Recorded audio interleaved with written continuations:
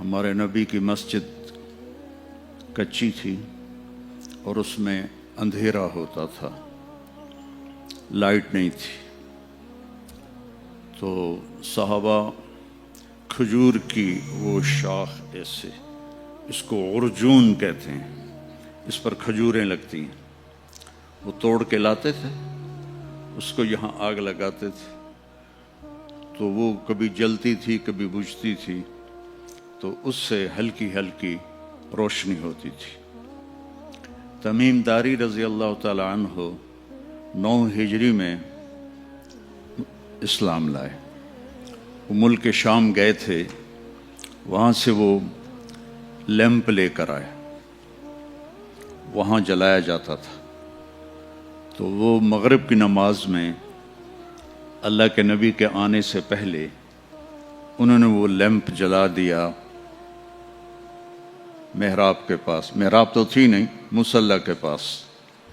تو جب آپ داخل ہوئے تو آپ نے دیکھا روشنی، تو آپ اتنے خوش ہوئے، آپ نے فرمایا کس نے میری مسجد کو روشن کیا ہے؟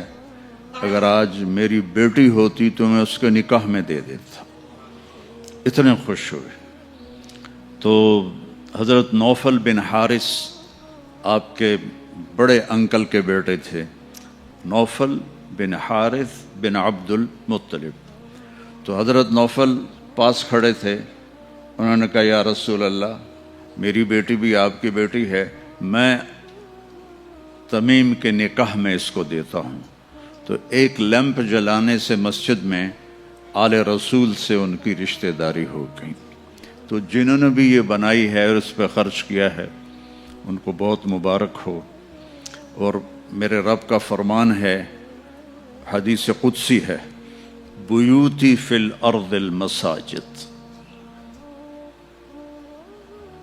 دنیا میں مسجدیں میرا گھر ہیں۔ تو آپ میرے گھر کو آ کے اچھا کرو، پینٹ کرو، اور اس میں آپ کارپیٹ بچھاؤ، لائٹیں لگاؤ، اور مجھ سے کچھ لو بھی نہیں تو میں کتنا خوش ہوں گا۔ مولوی تو ایسے ہی مفت خور ہوتے ہیں، ان کو مفت میں چیز بڑی اچھی لگتی ہے۔ تو جب آپ اللہ کے گھر میں آ کے اس کو خوبصورت بناتے ہیں، اچھا بناتے ہیں، تو اللہ بھی خوش ہوتا ہے۔ یہ تو آپ کی مسجد کو دیکھ کے میرے ذہن میں بات آئی، تو میں نے ایک اور سنا دوں۔ اس میں تفسیر کبیر میں ہے کہ دنیا میں جتنی مسجدیں بن گئیں، ایک دن آئے گا یہ سب ختم ہوں گی، بیت اللہ بھی نہیں ہوگا، مسجد نبوی بھی نہیں ہوگی، مسجد اقصی بھی نہیں ہوگی، تو کہیں بھی مسجد نہیں ہوگی۔ جب قیامت کا زلزلہ آئے گا، اذا زلزلت الارض زلزالہا، تو ساری زمین دکن دکا، ٹکڑے ٹکڑے ہو جائے گی، ریزہ ریزہ ہو جائے گی۔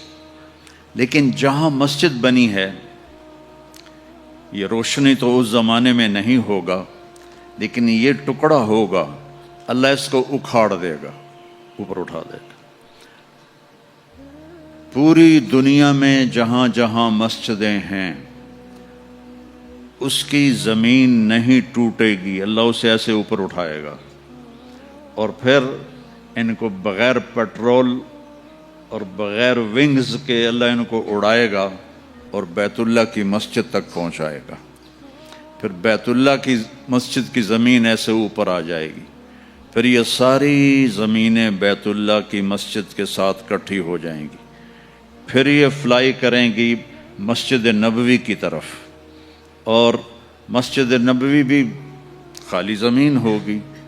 جب بیت اللہ کا ٹکڑا اس مسجد کے ساتھ ملے گا تو وہ کہے گا الصلاۃ والسلام علیک یا رسول اللہ، پھر وہ بھی اکھڑ جائے گا اور یہ چلیں گے مسجد اقصی کی طرف، چونکہ آسمانوں پہ جانے کا دروازہ مسجد اقصی میں ہے کہ اوپر ہے۔